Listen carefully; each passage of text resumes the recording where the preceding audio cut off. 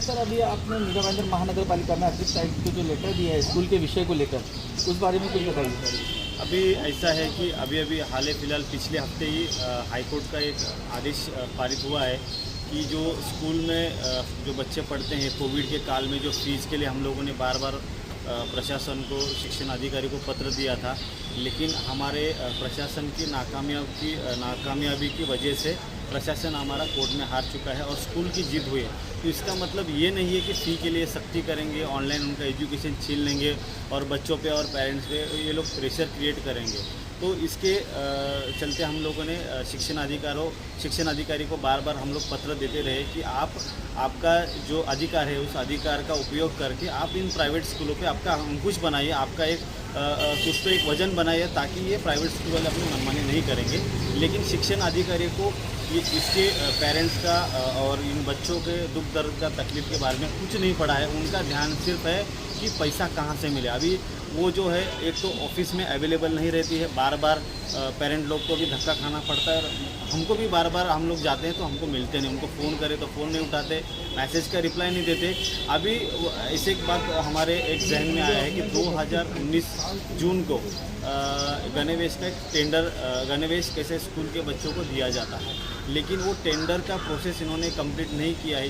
वहाँ के जब तत्कालीन आयुक्त थे उनको विश्वास में, उनको भरोसे में ना लेते हुए उन्होंने आपस रंजिश किया, ठेकेदार का हित सोच के उन्होंने ठेकेदार को वो टेंडर दिया।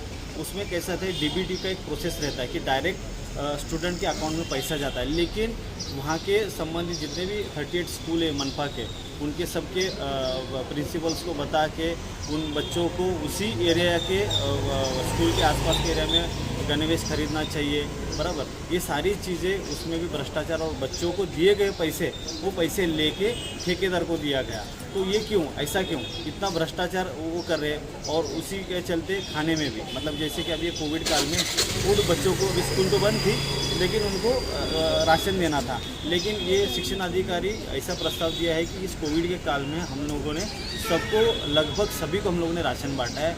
अरे राशन आपने बांटा है तो जाइए मोरवा में जाके देखिए उनकी हालत क्या है।